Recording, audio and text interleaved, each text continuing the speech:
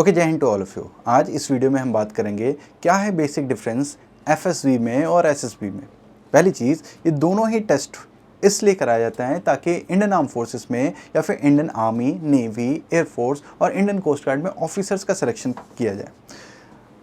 SSB versus FSB. अच्छा, Indian coast guard का officers के सिलेक्शन का प्रोसेस दो पार्ट में बटे हुए हैं, PSB and FSB. PSB stands for preliminary selection board, जहाँ पे आपका एसएसबी में पीपीडीटी सेक्शन D1 पे होता था, वहीं आपके कोस्ट गार्ड में पीएसबी को अलग कर दिया गया, जहाँ पे सिर्फ स्क्रीनिंग किया जाता है।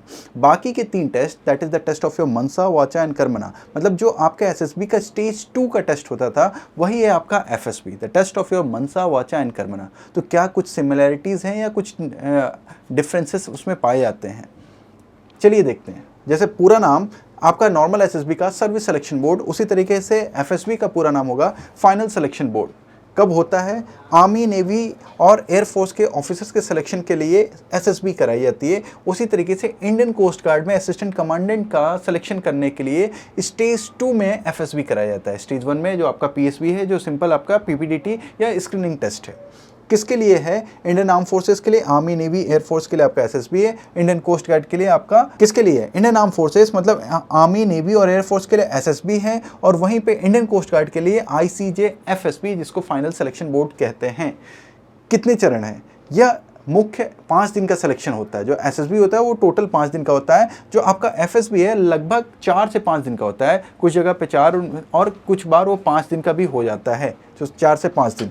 ये टेस्ट क्या होता है? टेस्ट तो इसमें आपका जो एसएसबी है उसमें सारे स्टेज 1 और स्टेज 2 के टेस्ट होते हैं। स्टेज 1 मतलब आपका स्क्रीनिंग का टेस्ट, जिसमें पीपीडीटी और ओआईआर का टेस्ट, एंड देन आपका स्टेज 2 में मनसा, वाचा, कर्मणा, that is the test of your psychology, test of your interview and test of your GTO. But FSB में सीधा आप स्टेज 2 पे जाते हैं, मतलब test of your psychological test, group task and interview plus conference. SSB में सारे group task होते हैं। अब एफएसबी में भी सारे ग्रुप टास्क हो रहे हैं, तो इस बात को कतई भी दिमाग से निकाल दीजिए कि वहाँ पे पीजीटी, एजीटी, सीटी और एफजीटी नहीं होता है ना।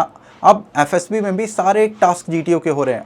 All 9 task are going to be conducted in your FSB. Conference, आपका एसएसबी में भी 5वें दिन आपका कॉन्फ्रेंस होगा। उसी तरीके से एफएसबी में भी आपका लास्ट डे पे कॉन्फ्रेंस होगा।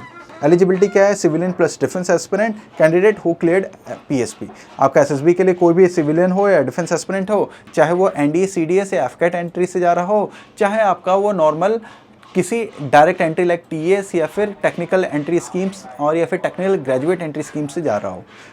लेकिन आप एफएसबी में तभी अपीयर कर पाओगे जब आप इंडियन कोस्ट गार्ड का रिटन प्लस उसका पीएसबी क्लियर किए हो। तो ऑब्जेक्टिव क्या है? Personality and leadership test for the officers, same final selection confirmation plus eligibility test. दोनों ही टेस्ट में फाइनली उनका कोर क्या है? To select the officers, to check the qualities of the officer.